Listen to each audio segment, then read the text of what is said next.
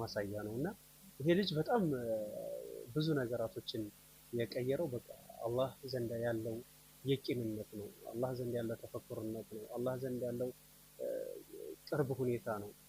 ለሶላት ላይ ሶላትን ለሁላችንም በጣም ብዙ ነገር የዲናችን ምሰሶ ነው። ነገ የውመል ቂያማ መጀመሪያ የምንጠየቀውም ስለ ሶላት ነው። ስለዚህ ሶላት ምን ያክል ከሶላቶች ደግሞ ምን አይነት ነገራቶች አሉ አጅሩ ከፍ ያሉ አጅሮች አሉ። ሶላቶች ላይ ሆኖ ራሱ የተለያዩ ነገር የተሰጣቸው አሉ። አላህ የማለባቸው ሁሉ ነገር አሉ በሶላት ውስጥ እና እነዚህ ነገራቶችን ስናይ ስለ ፈጅር ሶላት ይመጣል እና ፈጅር ሶላት ምን ያክል አላህ Subhanahu Wa Ta'ala ዘንድ ትልቅ ነገር እንደሆነ በዚህ በልጅ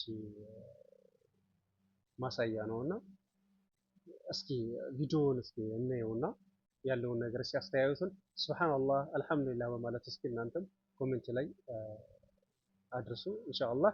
ይሄንን ቻናል እስኪ አንዳንድ ነገራቶች የምንለቅበት ነው።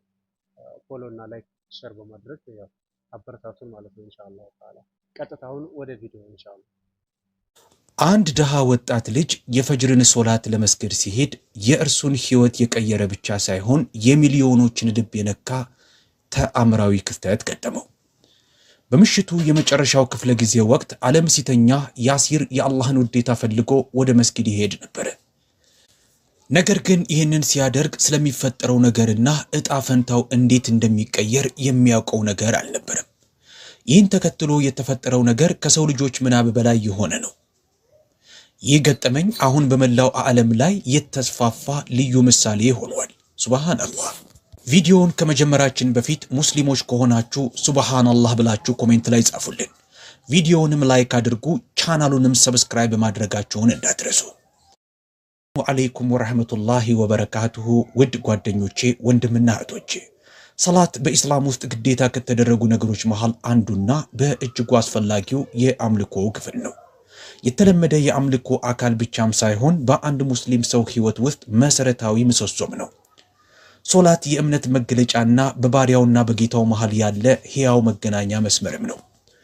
በፍርዱ ቀንም ከምንጠየቅባቸው ቀዳሚ ነገሮች ውስጥ የመጀመሪያው ሶላት ነው። ሶላታችን ካማረ ሌሎች ነገሮቻችን ሁሉ ተቀባይነት ይኖራቸዋል። ሶላታችን ከተበላሸም ሌሎች ተግባሮቻችን ሁሉም ይበላሻሉ። ሶላቱን አስተካክሎ ለሚሰግድ ሰው ብርሃን ማስረጃና መድህን በፍርዱ ቀን ያገኛል። ችላ ለሚለው ደግሞ ብርሃን የማይኖረው ማስረጃ የማይኖረው የሚቀበለው ተስፋም አይኖረው።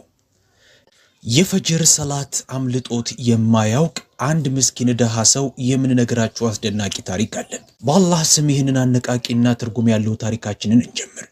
በግብጽ በምትገኝ አንዲት ትንሽ መንደር ውስጥ ያሲር የሚባል ወጣት ልጅ ይኖራል። ያሲር ደሃ የቲምና ቤተሰቡን የሚያስተዳድርና ለቤተሰቡም ብቸኛ የሚያቀርብ ልጅ ነው። እርሱ የሚያስተዳድራቸው 4 እህቶች አሉት። የእነርሱን ፍላጎት ለማሟላት ደከመኝ ሰለቸኝ ሳይል በየቀኑ ይሰራል። ምንም እንኳን ህይወታቸው በችግርና በድህነት የተሞላ ቢሆንም ያሲር ግን የፈጅር ሶላት አምልጦት አያውቅም። ሁልጊዜም በፈጅር ስግደቱ ወቅት ስጁድ ላይ እያለቀሰ አላህ ካሰበው በላይ የሆነ ርዝቅ እንዲሰጠው እህቶቹን መዳር እንዲችልና የክብር ህይወት እንዲሰጣቸው ሲል ዱዓ ያደርጋል።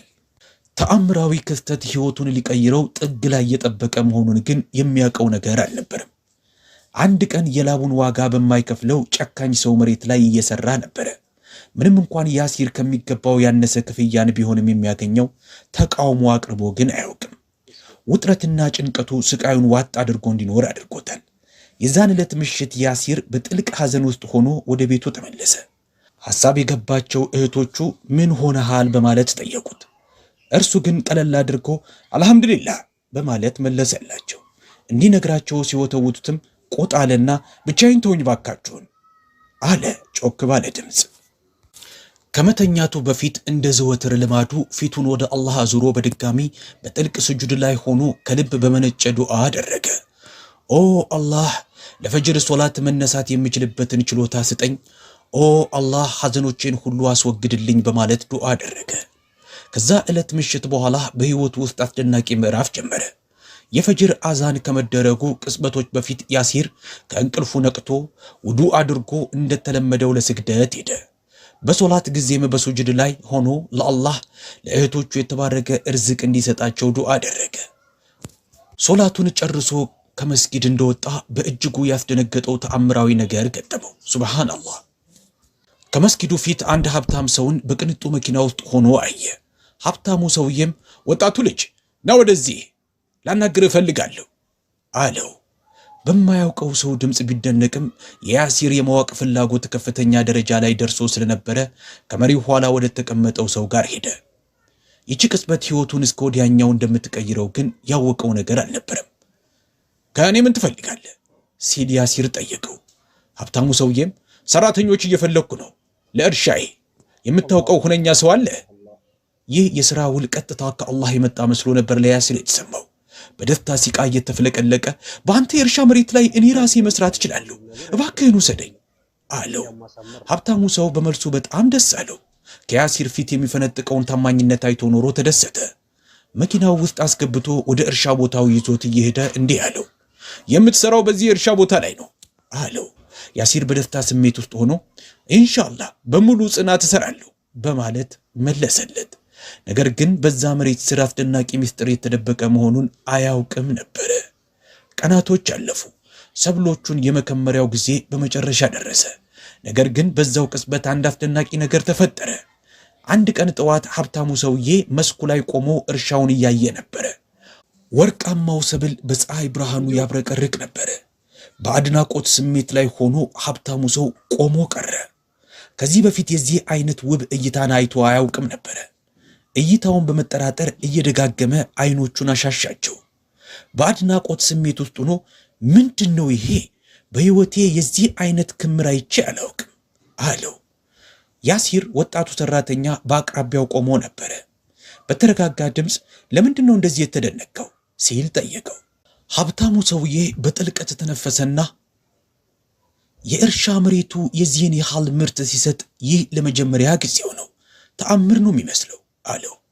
ያሲር በትህትና እንዲህ ሲል መለሰለት፣ ይህ የአላህ ርዝቅ ነው፣ ምስጋናህን ለእርሱ አቅርብ አለው። ሰውየው ሲናገር እየተንቀጠቀጠ ነበረ።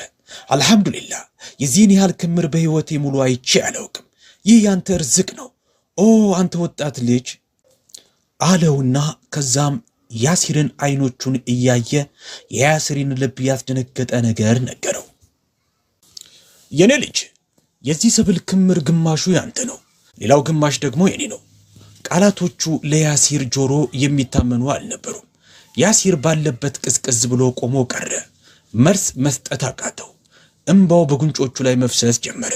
ሀብታሙ ሰው በሁኔታው ተገረመና እንዲህ ሲል ጠየቀው፣ ያሲር ለምን ታለቅሳለህ? ያሲር በለሆሳስ ድምፅ የጠበቅኩት ደሞዜን ብቻ ነበረ፣ ይህን የሚያህል ትልቅ ሀብት ይገባኛል ብዬ አስቤ አላውቅም አለው። ሀብታሙ ሰው ለአፍታ ያህል ቆም ካለ በኋላ በተረጋጋ ድምፅ የኔ ልጅ እኔ ሽማግሌ ነኝ፣ የምኖረውም ብቻዬን ነው፣ ልጆችም የሉኝም። ሚስት የሞተችው ባለፈው ዓመት ነው። እንደ ራሴ ልጅ ሆነህ ከእኔ ጋር እንድትቆይ እፈልጋለሁ አለው። ይህንን ሲሰማ ያሲር ግን እኔ ብቻዬን አይደለሁም፣ 4 እህቶች አሉኝ አለው። በዚህ ጊዜ በሽማግሌው ፊት ላይ ፈገግታ ታየ። ረጋ ብሎ መሳቅ ጀመረ። ያሲር ገረመውና ጠየቀው፣ ለምንድን ነው የምትስቀው ሲል ሀብታሙ ሰውዬ ቀና ብሎ አየውና እንዲህ አለው፣ ሱብሃንአላህ፣ ሁልጊዜ በፈጅር ስግደት ወቅት ለአላህ የምጸልየው አንድ ጥሩ ወንድ ልጅና 4 ሴት ልጆችን እንዲሰጠኝ ነበረ። ዛሬ ጸሎቴ ተመልሷል አለው። ከዚህ በኋላ ያሲር ምንም መናገር አልቻለም። በዝምታ ባለው ተስማማ። ከሀብታሙ ሰው ጋር እንዲኖሩ 4ቱን እህቶቹን ይዟቸው መጣ። አንድ ላይ አዲስ ቤተሰብ ሆኑ። ለአዛውንቱም ሰውዬ ጥልቅ ፍቅርና እንክብካቤ ያሳዩት ጀመር። የያሲር እህቶች እንዲያገቡና ጥሩ ቤትም እንዲኖሩ አመቻቸላቸው። ነገር ግን ታሪኩ እዚህ ጋር አያበቃም። አንድ ቀን ሀብታሙ ሰውዬ ያሲርን ጠራውና እንዲህ አለው፣ የኔ ልጅ ንብረቶችን ሁሉ በአንተ ስም ማዞር እፈልጋለሁ አለው። ይህንን ሲሰማ ያሲር በድጋሚ ማልቀስ ጀመረ። ከዛም አይሆንም፣ እባክህን ተው፣ እኛ የምንፈልገው የአንተን ጤንነትና ደህንነት ብቻ ነው አለው። ነገር ግን አዛውንቱ በውሳኔው እንደጸና ነበረ። ይህ በሕይወቴ ከወሰንኳቸው ሁሉ በእጅጉ ሰላማዊ ውሳኔ ነው አለው።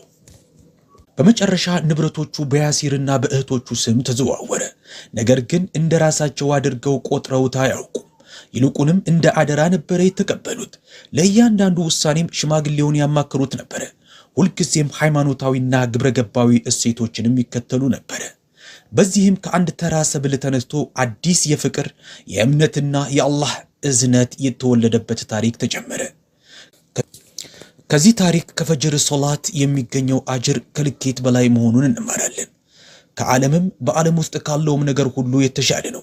የአላህ መልእክተኛ ነቢዩ ሙሐመድ ሰለላሁ ዐለይሂ ወሰለም አላህ ኡማዎቼን በጠዋት ስራቸው ባርካቸው፣ የፈጅርን ሰላት አዘውትረው የሚሰግዱ ማንኛውም ሰው በአላህ ጥበቃ ስር ነው፣ ማንም ሊጎዳው አይችልም ብለዋል። ይህ ታሪክ በአላህ ላይ ሊኖረን ስለሚገባ እምነት በጥልቀት ያስተምረናል።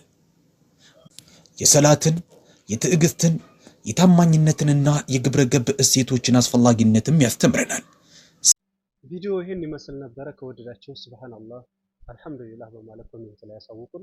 እንደዚህ ያሉ ነገራቶች ደግሞ ጥሩ ጥሩ ታሪኮችና እንዲደርሷችሁ ይህንን ቻናል ሰብስክራይብ በማድረግ ፎሎ በማድረግ ቻናላችንን ያው ቲክቶክም ዩቲዩብም ስላለው እነዚህን እንድታበረታቱን እንጠይቃለን ማለት ነው። ከወደዳችሁት ላይክ በማድረግ የበኩላችሁን አድርሱ። አላህ ሰርፕራይዝ አላህ ያድርገን ኢንሻአላህ ተዓላ። አላህ ሰርፕራይዝ በመልካም ነገር አላህ ሰርፕራይዝ ያድርገን ያ ረቢ። ሰላም አለይኩም ወራህመቱላህ